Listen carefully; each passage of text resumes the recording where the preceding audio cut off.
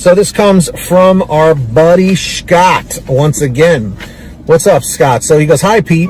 This is, well, you already know this. I see what you're doing. Everything. So he goes, I've lived in my town for 20 years. It's a small town on the eastern shore of Maryland. I'm an hour drive from any large city. Annapolis, Salisbury, and Dover and Delaware Point is where I know my market. DoorDash keeps sending peak pay for hours that stores are not open. As you can see here, the peak pay is from 9 to midnight because that's when a lot of drivers go offline and they need the help, so they're offering more money. There's only 2 places open until midnight, as everything else here closes at 10 p.m. Those stores are McDonald's and Denny's, which is 24 hours. Besides, DoorDash does not accept orders until 8 a.m. in my market. However, I do not know when they stop taking orders. I was told and shown emails from DoorDash to the restaurants, McDonald's, Denny's, a bagel store. They open at 6 a.m. and close at 3 p.m. They want you to schedule from 5 a.m. to 8 a.m. Why? They know you will sit for 3 hours with no orders. Advice to drivers: do a little research and know your market. Don't get caught up in this scam. There may be some markets that support these hours, but if DoorDash doesn't let people order until 8 a.m., well, doesn't make sense. And then he says, I think it's safe to assume that in most markets, your chances of getting orders are from 5 a.m. to 8 a.m. 3% if in your market they will let people place an order before 8 a.m.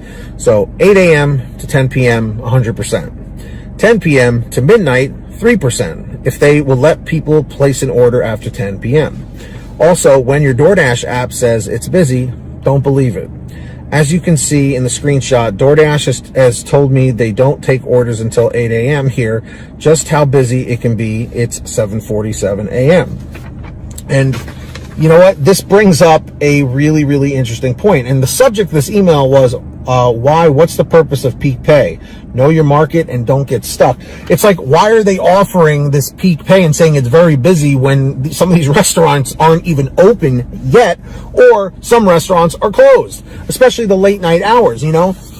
Again, Uber, if I'm not mistaken, I believe it was Uber, before they even started doing Uber Eats, that was offering the boost zones or the hot spots or whatever, where they were offering like the peak incentives, like, you know, every trip you complete, you'll get an additional $1 or $2 or whatever. So keep in mind something, Scott. A lot of this stuff is automated. It's an algorithm, you know, so they're probably in the app. They're probably seeing like an order or 2 are being placed like ahead of time or something. So it's sending something to the algorithm that's like, oh, offer peak pay because there's not a lot of drivers online right now, but they're not figuring for the actual times that the restaurants are open. There must be some sort of miscommunication within the algorithm between the restaurant and DoorDash's app.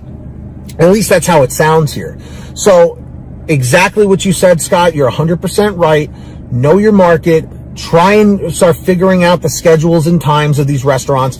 All you have to do is open up your web browser on your phone, whatever kind of phone you have, and go to Google. So if it's McDonald's, or let's just say it's Pete's Deli, all right? And Pete's Deli is open from 6 a.m. to 3 p.m. or 6 a.m. to 5 p.m., right? So if you don't know the scheduled hours, it's pretty simple stuff. Just go to Google, type in Pete's Deli, 123 Main Street, you know what I mean? And then, you know, it'll pull it up. It'll tell you their hours. Almost every single restaurant or store has their hours listed on Google. If anything, give them a call. Say, hey, are you open? Just wanted to make sure. It's telling me there's orders coming from your restaurant or whatever. So those are just a few things to keep in mind. Simple as that.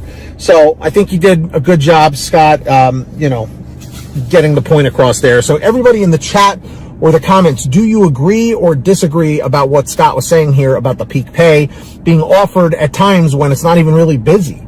So let me know your thoughts on that. So this comes from Jim, and he goes, hey, Pete, now a person could call me a cherry picker, but I see it as survival. Nobody's getting rich with my gas. It's $5.50 a gallon. And everybody in the chat or the comments, please post right now what the current gas price is for regular gas in your market. I'll give you a second to do that. I feel like I'm being throttled. Once I get in the $30 range or so, I get orders on the other side of the world for change, while I watch brand new Dashers run in and out of the restaurant I'm sitting in front of. I don't even see those orders. Has anyone else felt this with DoorDash? Let me tell you something, Jim. This has been an ongoing issue for quite some time now on the DoorDash platform, as well as GrubHub and Uber Eats. Now, the theory here is that when new Dashers or drivers sign up on these apps, they like to send them the really, really nice payouts to get them hooked. They call it like the honeymoon phase. That's what drivers have been referring to it as. So they think, oh my God, I can make all this money, this, that, the other. And then eventually, over time, as months go by, then eventually they just start getting the crap orders over and over and over, and they start prioritizing the newer drivers, and the cycle just keeps redoing and redoing and redoing over and over and over. And I understand why now. It totally makes sense, because they want to get the new drivers hooked that, oh my God, I can make all this money. So then they get them hooked, and then they figure, well, now we could probably start throwing them the crappy low payout orders, and maybe they'll take those too. So that is absolutely happening to drivers all over the country, okay? Now, for all of you drivers and Dashers watching right now, put in the chat or the comments down below if you feel that DoorDash, GrubHub, or Uber Eats has been throttling your orders the longer that you've been a driver. That at first, when you first started, the orders were plentiful. The orders were bigger payouts. But now you're starting to get more of the crappier payouts, the $2, the $3, the $4 payouts, and not as much with the big ones. Again, keep in mind, every market is extremely different from the other, okay? There are just some markets that are so busy, the orders are flying like crazy, that big payouts are there no matter what.